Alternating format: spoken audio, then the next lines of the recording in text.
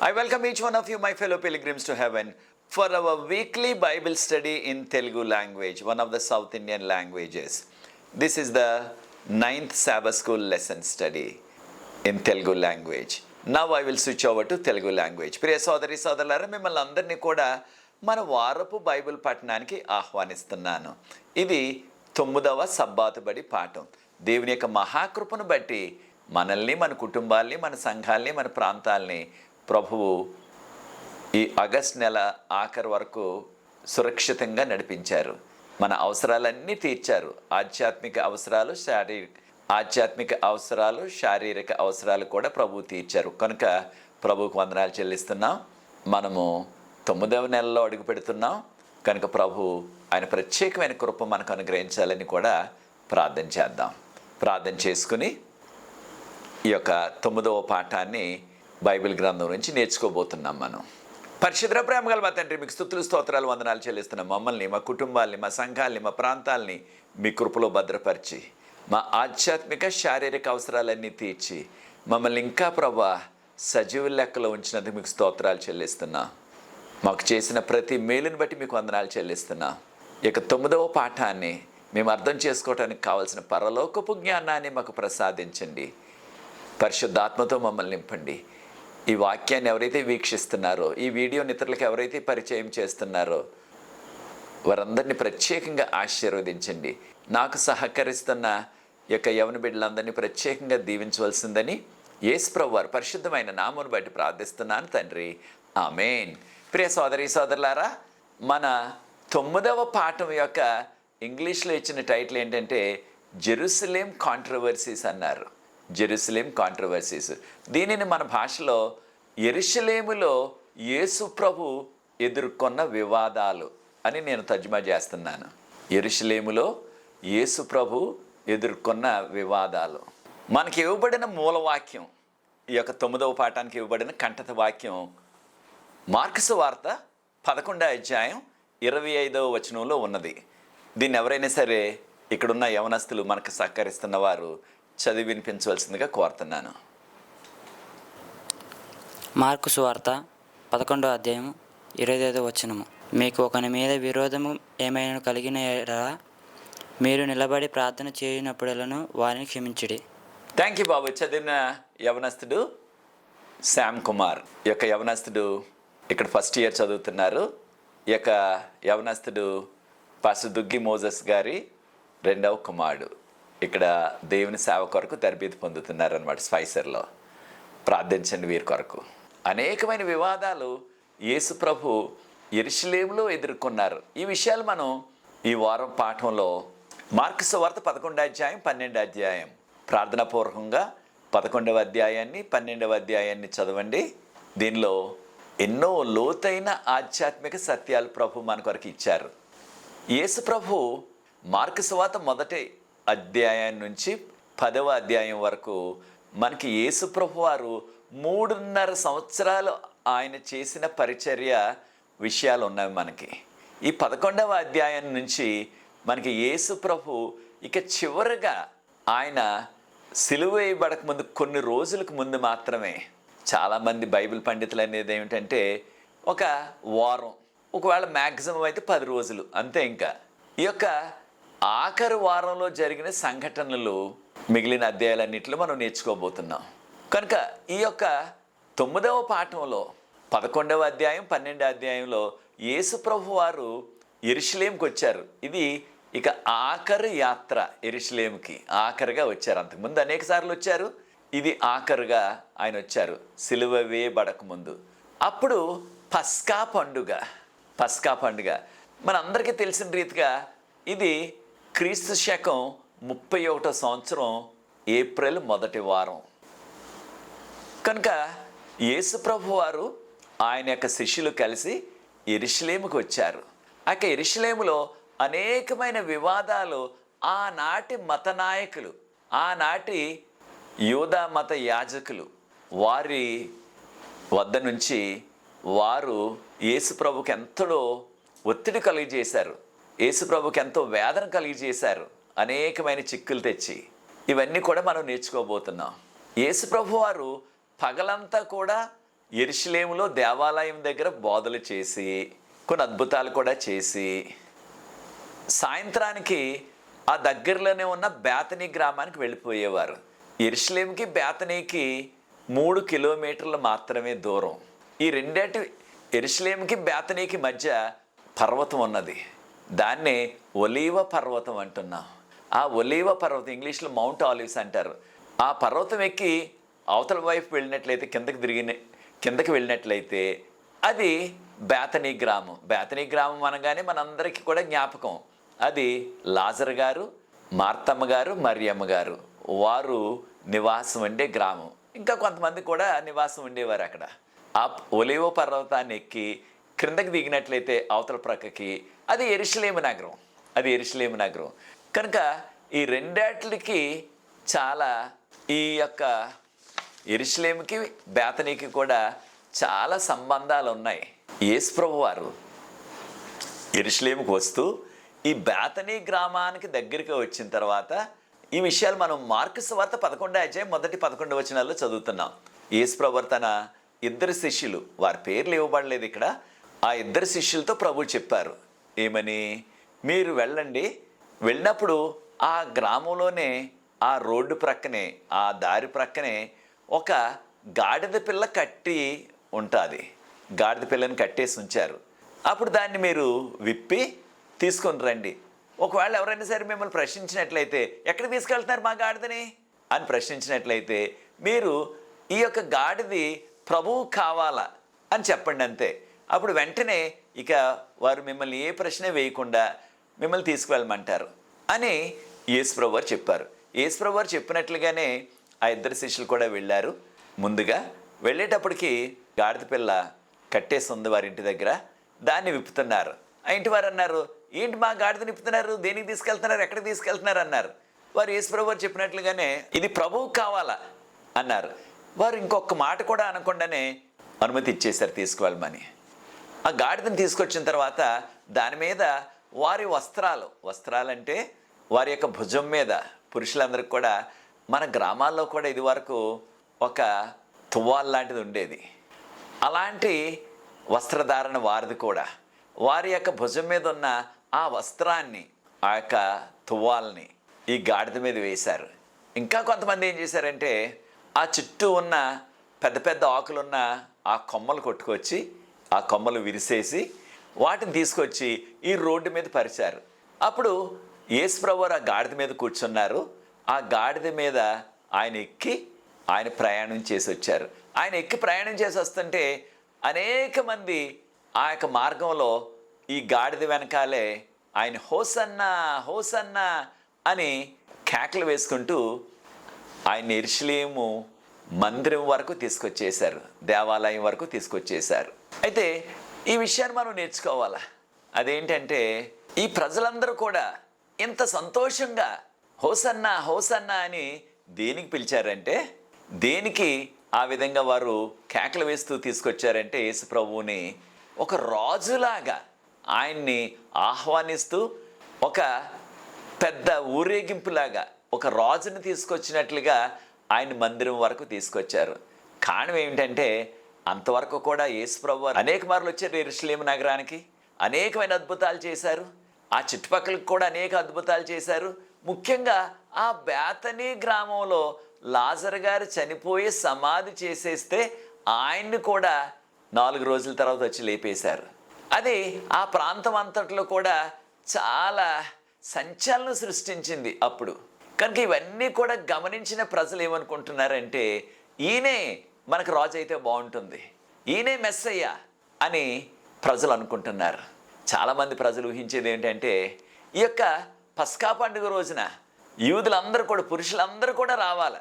వారు ఏ గ్రామంలో ఉన్నా, ఏ పట్టణంలో ఉన్నా, ఏ దేశంలో ఉన్నా సరే 20 సంవత్సరాలు 60 సంవత్సరాలు 20 సంవత్సరాల నుండి 60 సంవత్సరాల మధ్యకాలంలో వారి వయసు ఉన్నట్లయితే వారు ఖచ్చితంగా యెరూషలేము రావాలా. వారు అందరూ వచ్చిన రోజున ఈ యొక్క యేసు క్రీస్తును మనము మెస్సయ్యగా, మన రాజుగా, యూదుల రాజుగా అభిషేకించేద్దాం అని కొంతమంది చెప్పుకుంటున్నారు.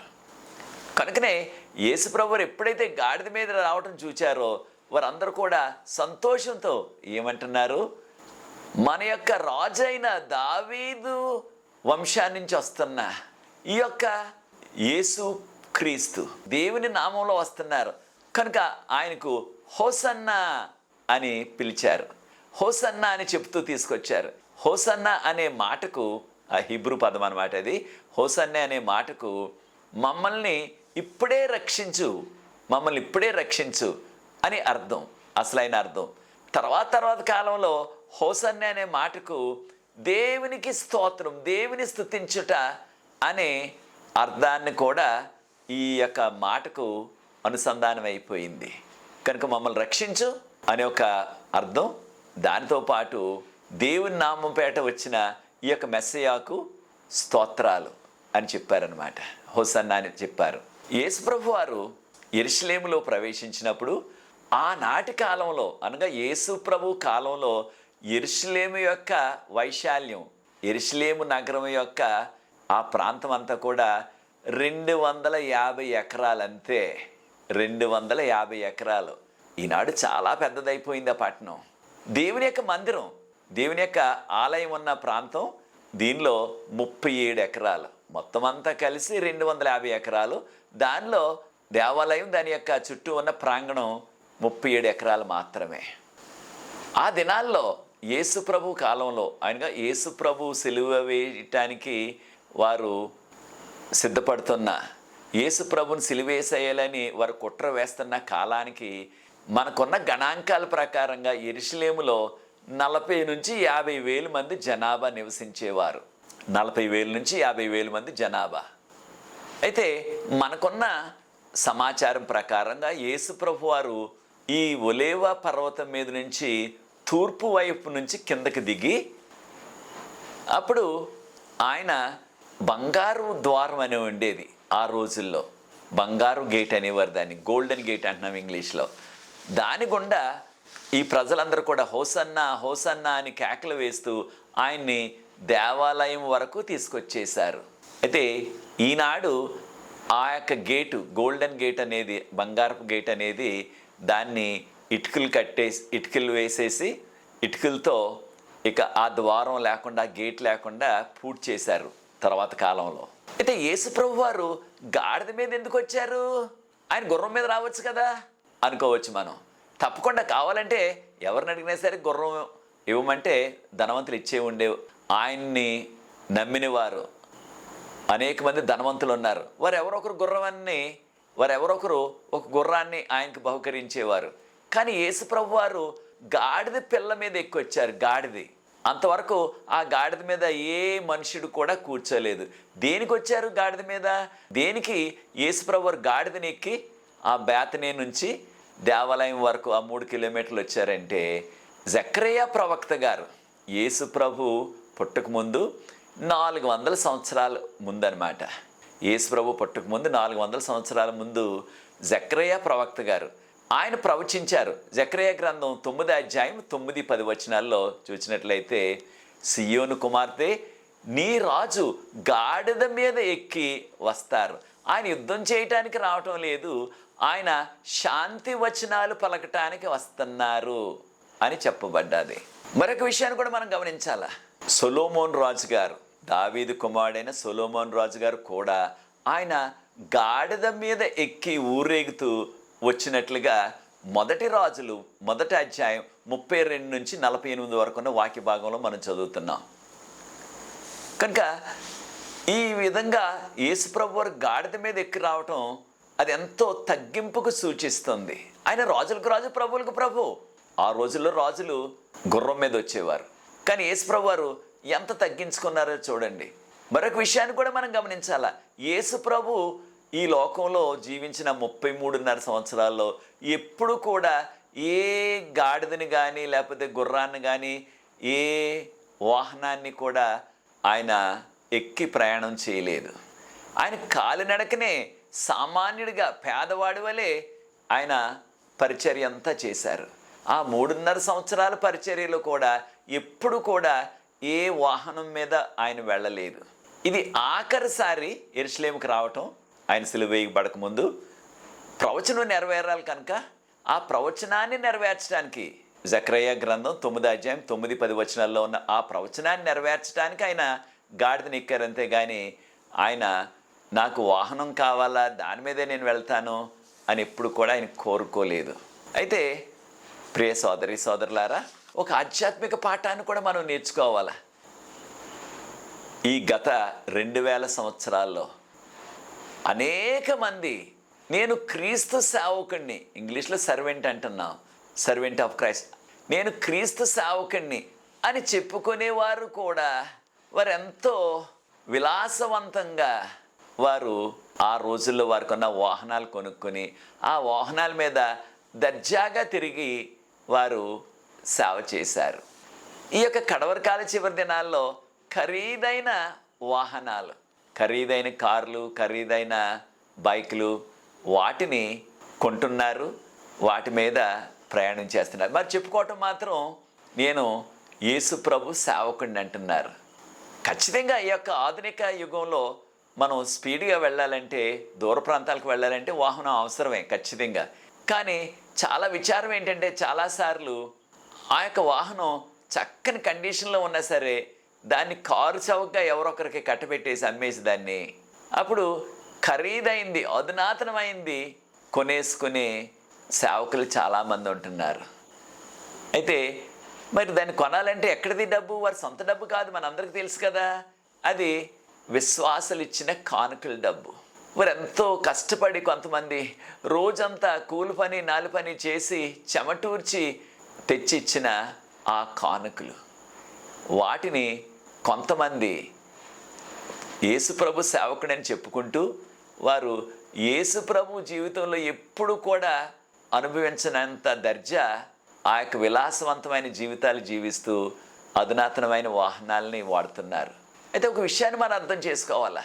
అదేంటంటే, ప్రియ తోటి విశ్వాసులారా, తోటి సేవకులారా, మనము దేవుని యొక్క కానుకలు, దేవుని యొక్క సేవ నిమిత్తం ఎవరిచ్చినా సరే, పేదవారిచ్చినా సామాన్యులు ఇచ్చినా సరే, దానిని ఒక్క రూపాయి కూడా మనం వ్యర్థంగా ఖర్చు పెట్టినట్లయితే, ఒక్క రూపాయి అయినా సరే దాన్ని వ్యర్థంగా వాడినట్లయితే మనకు ఒక దినాన శిక్ష తప్పదు.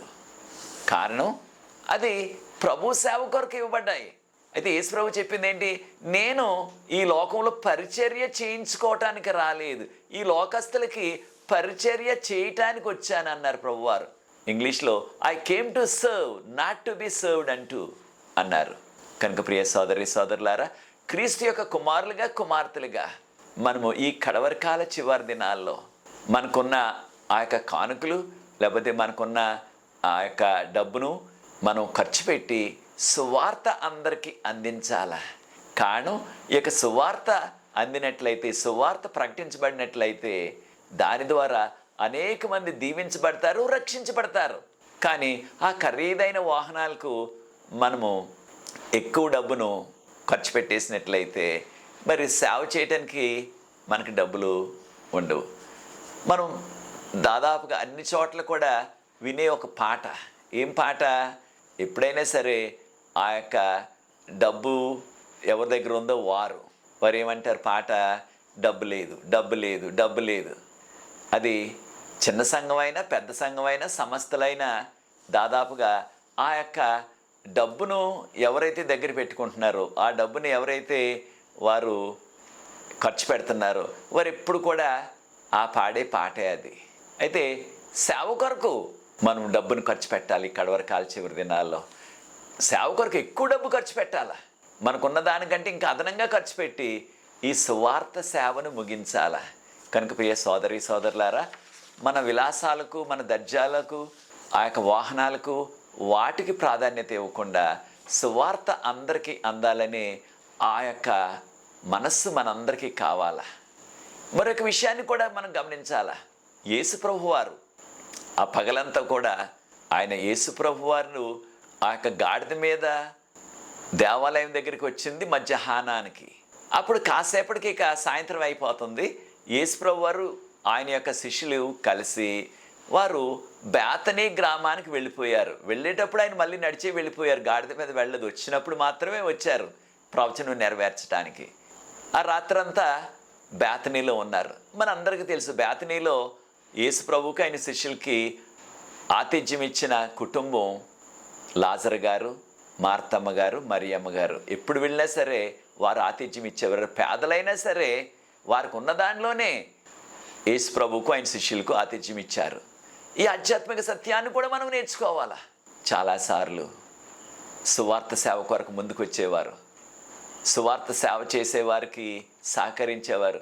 చాలాసార్లు పేదలు, సామాన్యులే, ధనవంతులు అంతగా ముందుకు రావటం లేదు. ప్రియ సోదరి సోదరులారా, మనకున్న ధనాన్ని ఎక్కడికి పట్టుకుపోతాం? మనం ప్రభు త్వరగా వచ్చేస్తున్నారు. ఒకవేళ కాస్త ఆలస్యమైనప్పటికీ మనం కలకాలం ఈ లోకంలో జీవించం కదా.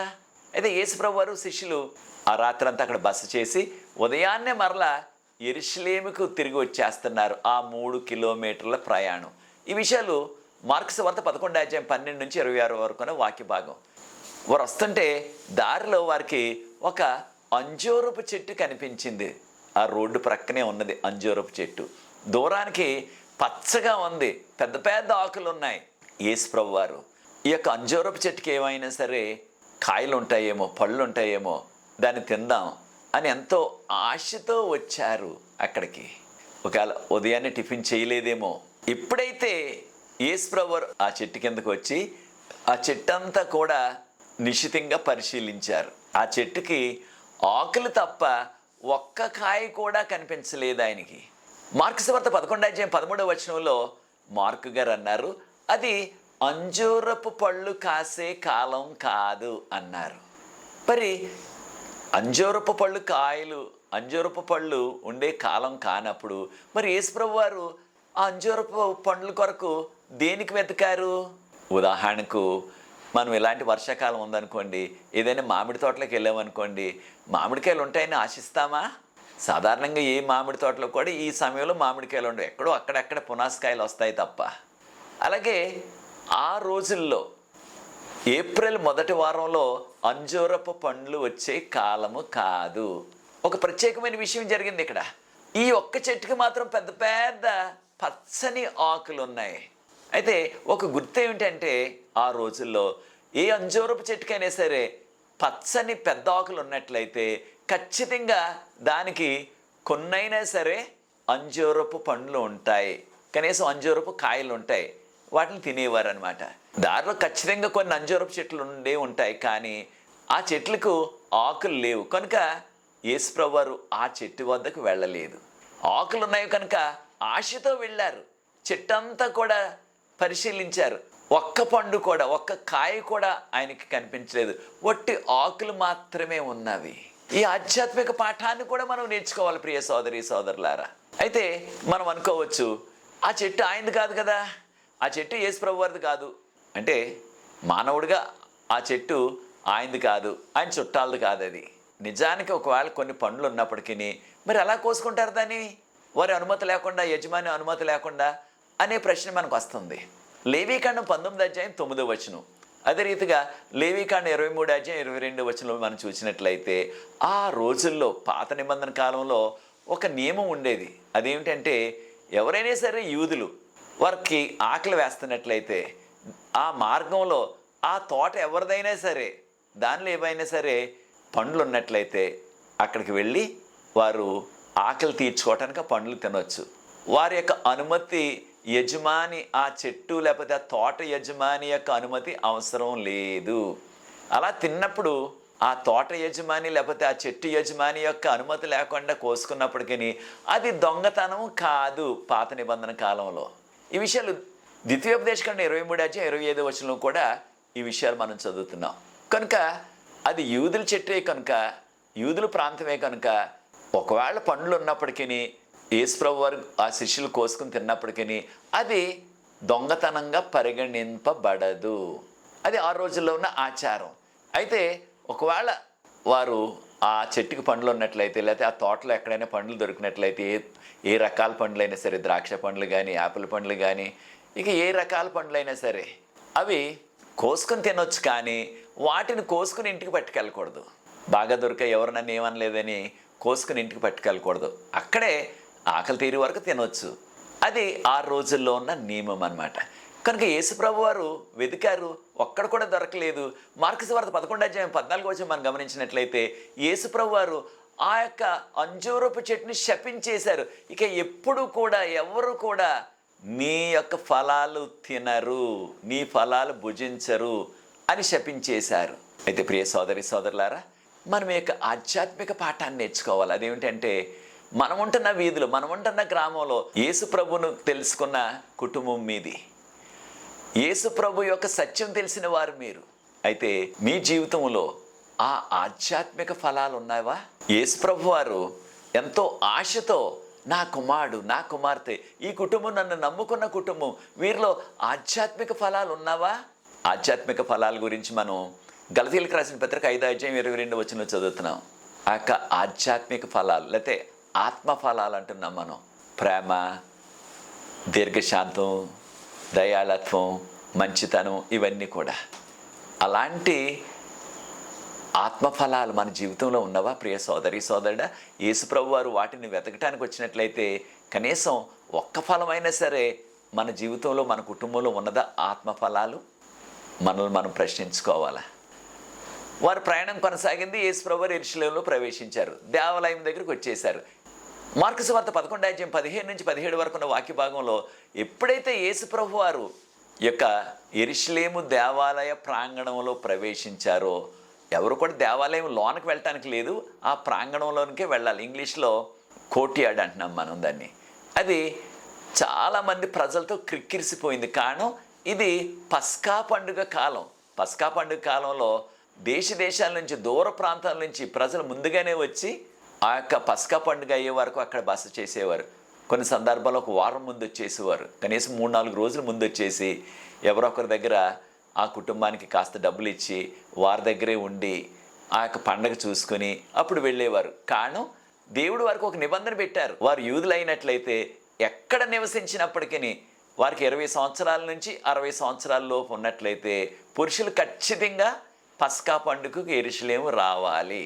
వారు వచ్చినప్పుడు ఏం చేసేవారంటే, ఈ మధ్యకాలంలో వారు చేసిన పాపాలకి వారు ఒక్కొక్క పాపానికి ఒక గొర్రె పిల్లను కొని ఆ గొర్రె పిల్లని అర్పించేవారు. ఉదాహరణకు వారు వచ్చే ఈ యొక్క మధ్యకాలంలో ఒక 50 పాపాలు చేశారు అనుకోండి, 50 గొర్రె పిల్లలను కొని బలి అర్పించాలి. కావాలంటే ఆ గొర్రె పిల్లల్ని ఇంటి వద్ద నుంచి తీసుకురావచ్చు. మరి చాలా దూరంలో ఉన్నారు కనుక అంత దూరం నుంచి ఎలా తీసుకొస్తారు గొర్రె పిల్లల్ని? అది సాధ్యం కాదు.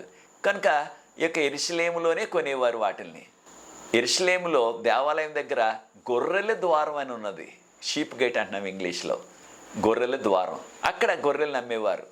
అయితే ఒక ఘోరమైన పరిస్థితి యేసుప్రభు వారికి దేవాలయం వద్ద కనిపించింది.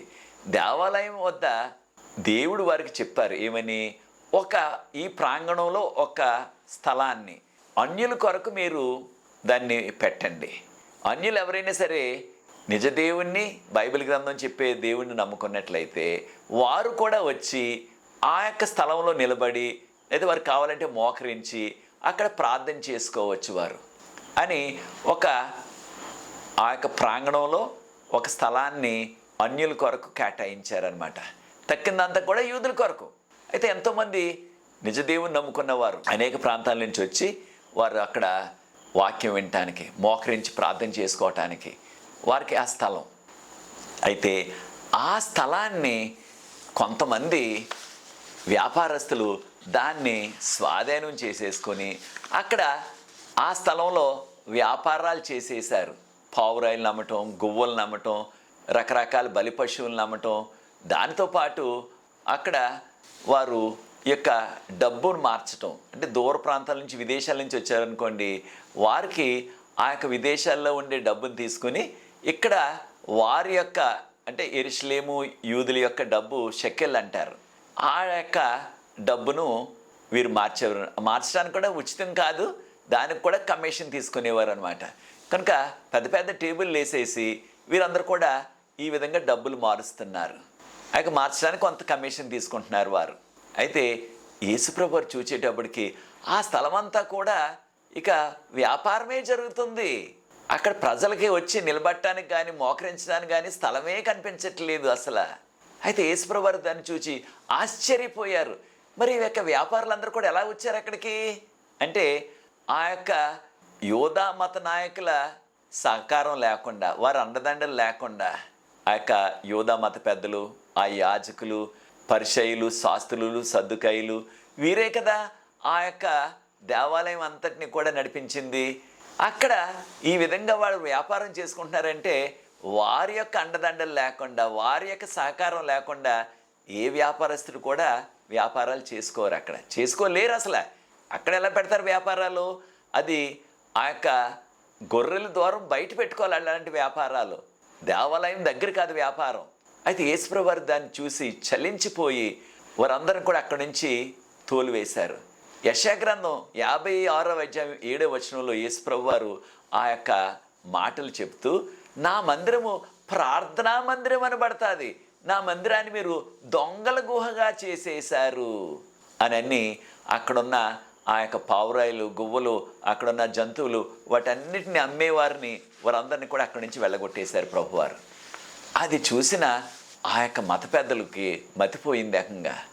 అయితే వారందరూ అనుకుంటున్నారు, ఎవరైనా వారికి తెలుసు యేసు అనేక సార్లు వచ్చారు, అక్కడికి బోధనలు చేశారు, అయినా సరే ఆ యొక్క నాయకులు దాన్ని జీర్ణించుకోలేకపోయారు. ఏదో రీతిగా ఆయన్ని మట్టు పెట్టేయాలని, ఆయన చంపేయాలని పథకం వేస్తున్నారు. కానీ ప్రజలకు భయపడ్డారు. కారణం ప్రజలందరూ కూడా తండోపతండాలుగా ఆయన కొరకు ఎదురు చూస్తున్నారు, ఆయన మాటలు వింటున్నారు. ఆ ప్రజలకు భయపడ్డారు. వీరందరూ కూడా మత నాయకులు. ఇలాంటి దారుణం చేయడానికి, ఏ దారుణం? ఆయన ఏదో రీతిగా చంపేయాలా అని కుట్ర వేస్తున్నారు. అయితే మత నాయకులు అటువంటి దారుణమైన కుట్ర వేస్తున్నారు కానీ దేవునికి భయపడలేదు. మనం ఇలాంటి దుష్టకార్యాలు చేయకూడదు, మనం ఎటువంటి దుష్టకార్యాలు చేయకూడదు అని మాత్రం వారి మనసులోకి రాలేదు. ఎవరికి భయపడ్డారు? దేవునికి భయపడలేదు వీరు మత నాయకులు, ప్రజలకు భయపడ్డారు. అయితే ఈ యొక్క ఆధ్యాత్మిక సత్యాన్ని కూడా నేర్చుకోవాలా.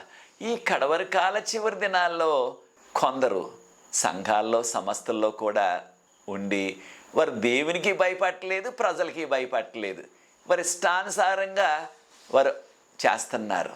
అది చాలా ప్రమాదం, అది చాలా శాపం కూడా. దేవుని యొక్క శిక్ష నుంచి ఒక తప్పించుకోలేరు. ఇదంతా కూడా ఒక వ్యాపార కేంద్రంగా దొంగల గుహగా చేసేశారని ప్రభువారు చెప్పారు.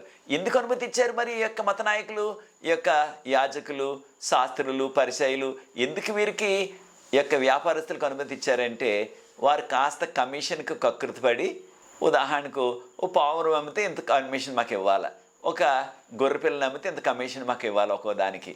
అలాగే వారి దగ్గర కమిషన్ తీసుకుని ప్రజలు ప్రార్థన చేసుకోవలసిన స్థలాన్ని వ్యాపారానికి ఇచ్చేశారు, వ్యాపార కేంద్రంగా చేసేశారు. ఈ ఆధ్యాత్మిక సత్యాన్ని కూడా మనం నేర్చుకోవాలా. ప్రియ సోదరి సోదరులారా, మనం ప్రజలకి వారి యొక్క ఆధ్యాత్మిక అవసరాల కొరకు మనం ప్రాధాన్యత ఇస్తున్నామా? లేకపోయినట్లయితే ఏదో రీతిగా మనం వ్యాపారం చేసి దేవుని నామం పేరట, అయితే యొక్క ఆలయం పేరట, సంస్థ పేరట ఏదో రీతిగా ఆ యొక్క వ్యాపారాలు చేస్తూ మనము పబ్బం గడుపుకుంటున్నామా? 4 డబ్బులు చేసుకుంటున్నామా? ఎక్కడికి పట్టుకుపోతాం ఈ డబ్బుల్ని? చాలా విచారం ఏంటంటే ప్రభు సేవ మానేసి కొందరు ఈ మధ్యకాలంలో పశువుల సేవ మొదలుపెట్టారు. ప్రియ సోదరి సోదరులారా, ప్రభు సేవకు మనం ప్రాధాన్యత ఇవ్వాలి. కారణం ఏంటి? ప్రభు త్వరగా వచ్చేస్తున్నారు. ఆయన వస్తున్నారనే ఆ శుభవార్త, ఆ రక్షణ వార్త, ఈ యొక్క హెచ్చరిక వర్తమానం మనం అందరికీ కూడా అందించాలా. కనుక ప్రియ సోదరి సోదరులారా, మనము ఆనాటి ఆ మత నాయకుల్లాగా మనం ఉండకుండా, మనం ఒక సంఘంలో ఉన్న నాయకుడైనా, సంస్థలో ఉన్న నాయకులైనా, పెద్ద నాయకులైనా, చిన్న నాయకులైనా సరే, సామాన్యులైనా సరే, మనం నేర్చుకోవాల్సిన ఆధ్యాత్మిక పాఠం ఏంటంటే మన యొక్క జీవితాలు ప్రభువుకు మహిమకరంగా ఉన్నవా? మన యొక్క ప్రవర్తన, మన యొక్క నిర్ణయాలు యేసు ప్రభువుకు మహిమ తెచ్చేవిగా ఉన్నవా? లేకపోయినట్లయితే మనం చేస్తున్న ఆ చెడ్డ నిర్ణయాలు దేవునికి దుఃఖం తెచ్చేవిగా ఉన్నవా? ఆ చెడ్డ నిర్ణయాల ద్వారా లేకపోతే ఏదో కాస్త లబ్ధి కలగవచ్చు మనకి వ్యక్తిగతంగా, లేకపోతే మన కుటుంబ పరంగా. ఆ యొక్క మత నాయకులు వారు చేస్తున్నది తప్పు అని వారికి తెలుసు. ఇది ప్రార్థనా స్థలం, దీన్ని వ్యాపారంగా చేసేశారు. అయితే దానిని అడ్డుకున్న యేసు ప్రభువును ఆయన చంపేయటానికి వారు కుట్ర వేసేశారు. ఆయన సిలువేసేయటానికి ఇది ఒక ప్రధానమైన కారణం అన్నమాట. వారి ఉద్దేశం ఏంటి? ఈయన ఉన్నట్లయితే వారి ఉద్దేశంలో ఈ యొక్క పస్కా పండుగ వచ్చేస్తుంది. ఈ పస్కా పండుగ రోజున ఈయన్ని రాజుగా చేసేసే అవకాశం ఉంది. ప్రజలందరూ కూడా రాజుగా ఆయన్ని అభిషేకించేయాలనుకుంటున్నారు. ఈయన రాజు అయిపోయినట్లయితే వారి ఉద్దేశం ఏంటి? మన పప్పులు ఉడకవు ఇక్కడ ఈ యొక్క ఆలయం దగ్గర, మనల్ని ఇక్కడ ఈయన ఈ పదవుల్లో కొనసాగనివ్వడు, మనల్ని తీసేస్తాడు ఇక్కడ. కారణం వారికి తెలుసు వారు ఎన్ని రకాలైన దారుణాలు చేస్తున్నారు దేవుని నామం పేరట, ఆలయం పేరట. కనుక వారు పదవుల్లో కొనసాగాలంటే వారికి ఉన్న ఆ యొక్క ఆదాయపు వనరులు, ఏ ఆదాయపు వనరులు? ఆ యొక్క ప్రార్థనా స్థలాన్ని వ్యాపారస్తులకి ఇచ్చేసి దాని మీద కమిషన్ తీసుకోవటం, అలాంటి అక్రమాలు ఈయన చేయనివ్వడు. కనుక ఈయన్ని రాజు అవ్వనివ్వకూడదు. కనుక ఏం చేశారు? ఆ పస్కా పండుగ రోజునే సిలువేసేశారు ఉదయాన్నే. ఒకవేళ ఆ సాయంత్రం వరకు ఒకవేళ ఆయన జీవించి ఉన్నట్లయితే, అంటే సిలువేయకుండా ఉన్నట్లయితే ఆయన రాజుగా వీరు ఎన్నుకుంటారేమో, రాజుగా అభిషేకించేస్తారేమో అని ఉదయాన్నే సిలువేసేశారు. సిలువేసేసినప్పుడు ఇక ఎవరు కూడా రాజుగా అభిషేకించడానికి ముందుకు రారు కదా. ఇది వారు చేసిన కుట్ర. చూచారా ప్రియ సోదరి సోదరులారా? మనం కూడా ఈ యొక్క ఆధ్యాత్మిక సత్యాన్ని నేర్చుకుని ప్రభు సేవకు సహకరిస్తున్నామా? ప్రభువుకు మహిమ తెచ్చేవారుగా ఉంటున్నామా? లేకపోయినట్లయితే ప్రభువుకు దుఃఖం తెచ్చేవారుగా ఉంటున్నామా? యేసు ప్రభు వారు శిష్యులు పగలంతా కూడా బోధలు చేసి ఈ యొక్క ఆలయాన్ని శుద్ధీకరించి, అంటే అక్కడ ఉన్న వ్యాపారస్తులందరూ కూడా వెళ్ళగొట్టేసి సాయంత్రం మరలా తిరిగి వెళ్ళిపోయారు. ఎక్కడికి? బేతనీ గ్రామానికి, ఆ 3 కిలోమీటర్లు వెళ్తుంటే దారిలో పేతురు గారు అన్నారు, ప్రభు చూడండి, మీరు ఉదయాన్నే మనం వచ్చినప్పుడు శపించారు ఈ యొక్క అంజూరపు చెట్టుని, ఇది పూర్తిగా ఎండిపోయింది అన్నారు.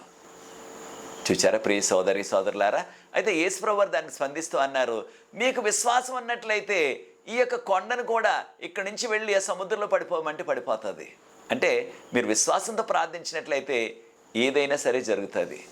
అదే మత్తయ్య గారు చెప్తూ, మీకు ఆవగింజంత విశ్వాసం ఉంటే చాలు, ఈ పర్వతం ఇక్కడి నుంచి వెళ్ళి సముద్రంలో పడమంటే పడిపోతుంది అని ప్రభు చెప్పినట్లుగా మత్తయ్య గారు రాశారు మత్తయి సువార్త 17వ అధ్యాయంలో. మరొక విషయాన్ని కూడా మనం నేర్చుకోవాలి.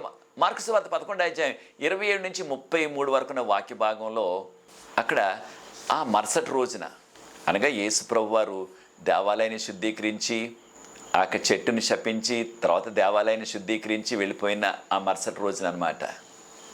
మరలా ఈ యొక్క యోధా మత నాయకులు, ఆ యాజకులు, ఆ పరిసయ్యులు, ఆ శాస్త్రులు, ఆ సద్దుకాయులు, వారందరూ కూడా యేసు ప్రభు వారు మరలా వచ్చేసారు ఉదయాన్నే దేవాలయం దగ్గరికి.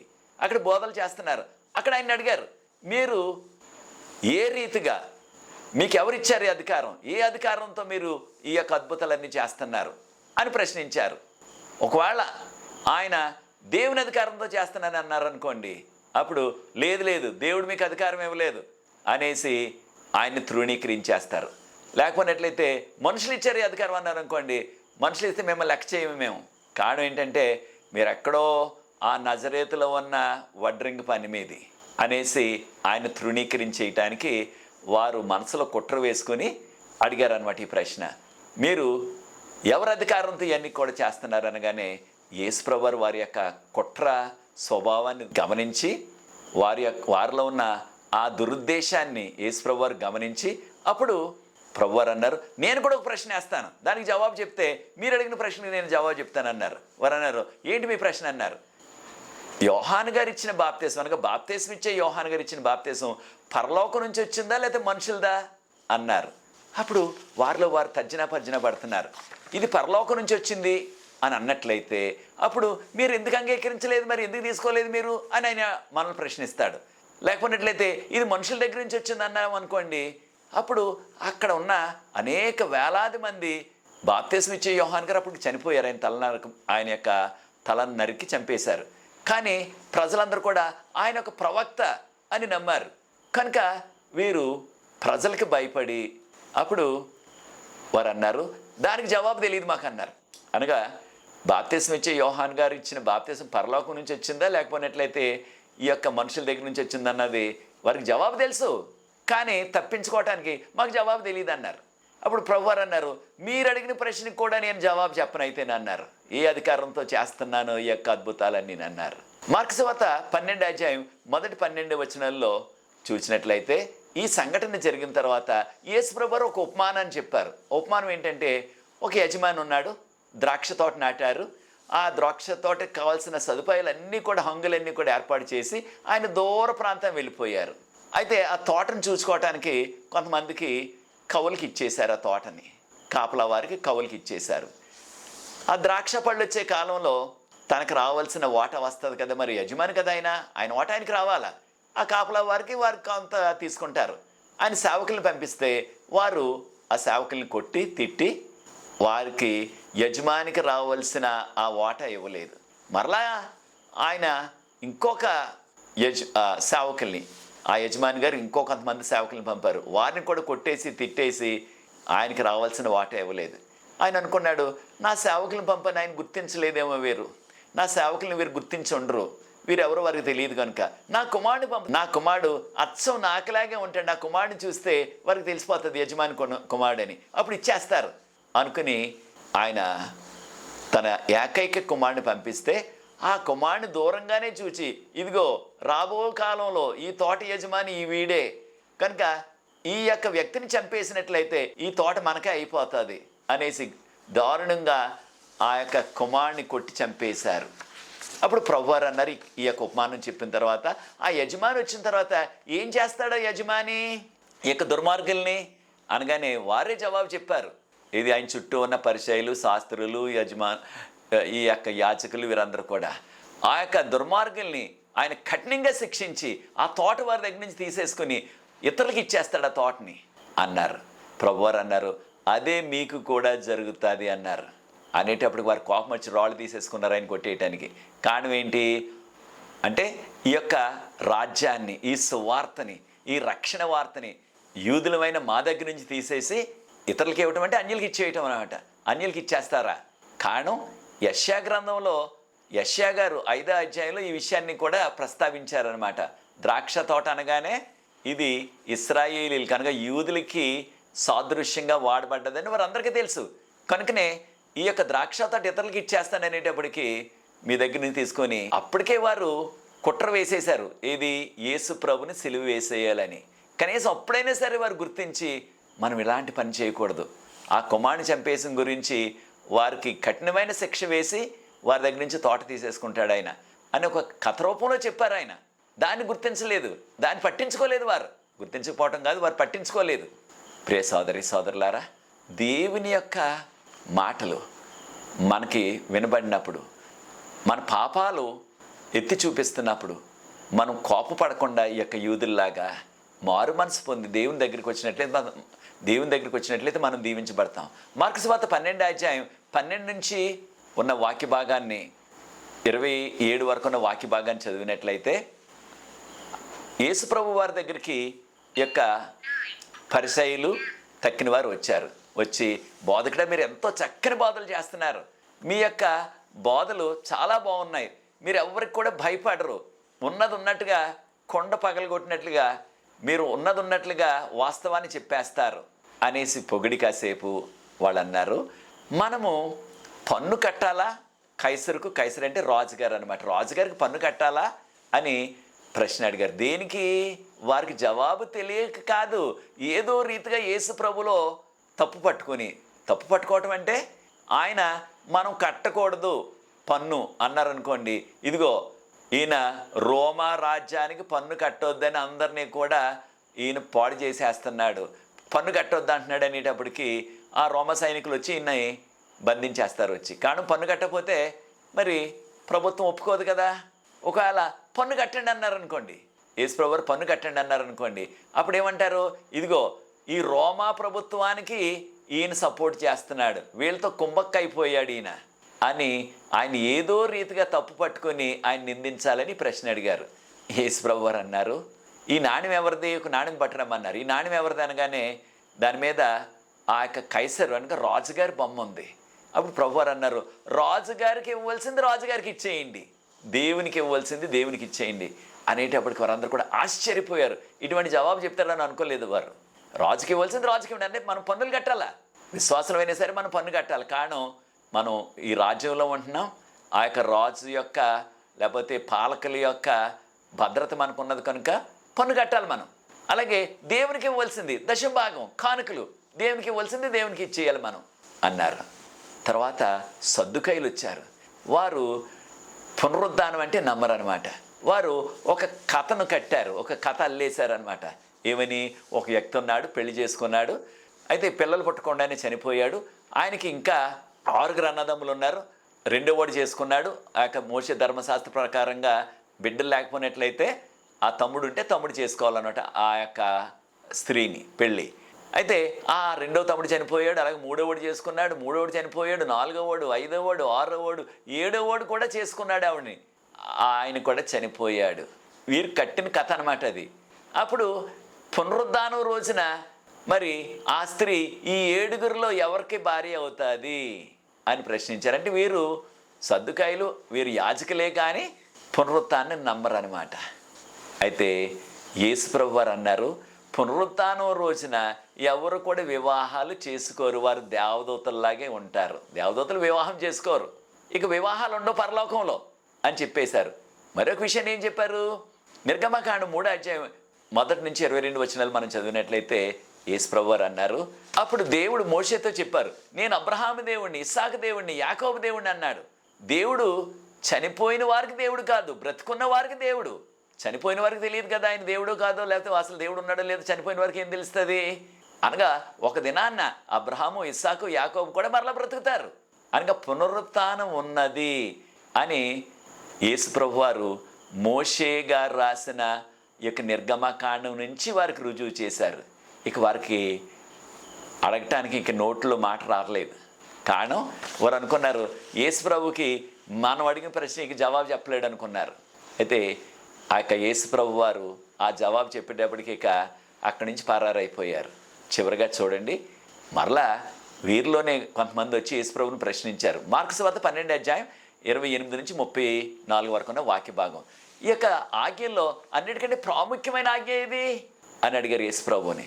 యేసుప్రభు వారు అన్నారు, నీ పూర్ణ హృదయంతో, నీ పూర్ణ మనస్సుతో దేవుని ప్రేమించు. అది మొదటి ఆజ్ఞ, ప్రాముఖ్యమైన ఆజ్ఞ. అలాంటిదే 2వ ఆజ్ఞ కూడా ఉన్నది, నిన్ను వలే నీ పొరుగు వానిని ప్రేమించు. వారికి మొదటి ఆజ్ఞ బాగా తెలుసు, 2వది నిన్ను వలే నీ పొరుగు వానిని ప్రేమించమన్నది, దాన్ని వారు ఎప్పుడు పట్టించుకోలేదు. యేసుప్రభు వారు ఇది కూడా చాలా ప్రాముఖ్యం, అనగా మన తోటి విశ్వాసులు కూడా మనం ప్రేమించాలా. కారణం 10 ఆజ్ఞలు, మొదటి 4 ఆజ్ఞలు కూడా దేవుని ప్రేమించడం కొరకు చెప్పబడ్డవి. ఆ మిగిలిన 6 ఆజ్ఞలు అనగా 5వ ఆజ్ఞ నుంచి 10వ ఆజ్ఞ వరకు ఉన్నవన్నీ కూడా మానవులకు మధ్య ఉండే సంబంధాలు. కనుక మనల్ని మనం ఎలా ప్రేమించుకుంటున్నామో మన పొరుగు వారిని కూడా ప్రేమించాలని ప్రభు చెప్పారు. ఎప్పుడైతే ఈ విధంగా చెప్పారో ఇక ఎప్పుడు కూడా ఎవరు కూడా యేసు ప్రభుని ప్రశ్నలు అడగలేదు. తర్వాత ప్రియ సోదరి సోదరులారా, దేవుని యొక్క మహాకృపను బట్టి ఇటువంటి అనేకమైన సవాళ్ళు, అనేకమైన వివాదాలు యెరూషలేములో ఆయన ముందుకు వచ్చినప్పటికీ, యూదులు తెచ్చినప్పటికీ వాటన్నిటినీ కూడా యేసు ప్రభు వారు సమర్థవంతంగా ఎదుర్కొని ఆయన సిలువకు సిద్ధపడ్డారు. కనుక మనం కూడా ఇక కడవరి కాల చివరి దినాల్లో జీవిస్తున్నాం. సాతాను అనేకమైన సవాళ్ళు, వివాదాలు వాక్యంలో తెచ్చిపెడుతున్నాడు మనకి. వాటిని వాక్యపు వెలుగులో ప్రార్థనాపూర్వకంగా విశ్వాసంతో వాటిని మనం ఎదుర్కొని యేసు ప్రభుకు యోగ్యమైన కుమారుడిగా, కుమార్తెగా జీవిద్దాం. అది మన నిర్ణయం అయినట్లయితే ప్రార్థన చేసుకుని ఈ యొక్క 9వ పాఠాన్ని ముగించుకుందాం. ప్రార్థన. పరిశుద్ధ ప్రేమగల మా తండ్రి, మీకు స్తుతులు, స్తోత్రాలు, వందనాలు చెల్లిస్తున్నాం. మీకు యోగ్యమైన కుమారులుగా, కుమార్తెలుగా జీవించే కృప మాకు దయచేయమని, మీ యొక్క బోధలు మేము అనుసరిస్తూ మీకు మహిమకరమైన జీవితాలు జీవించే ధన్యత దయచేయమని, ఈ వీడియోను వీక్షిస్తున్న ప్రతి వ్యక్తిని, వారి కుటుంబాన్ని ఆశీర్వదించి దీన్ని ఇతరులతో పంచుకుంటున్న వారిని కూడా ఆశీర్వదించవలసిందని యేసు ప్రభువు వారి పరిశుద్ధమైన నామమును బట్టి ప్రార్థిస్తున్నాను తండ్రి, ఆమేన్. ప్రియ సోదరి సోదరులారా, ప్రభు మిమ్మల్ని ప్రత్యేకంగా దీవించుగాక. ప్రభు చిత్తమైనట్లయితే 10వ పాఠంలో వచ్చే నెలలో మరలా మనం కలుసుకుందాం. అంతవరకు ప్రభు యొక్క కృప, శాంతి, సమాధానం మనందరికీ మెండుగా కలుగును గాక. God bless you.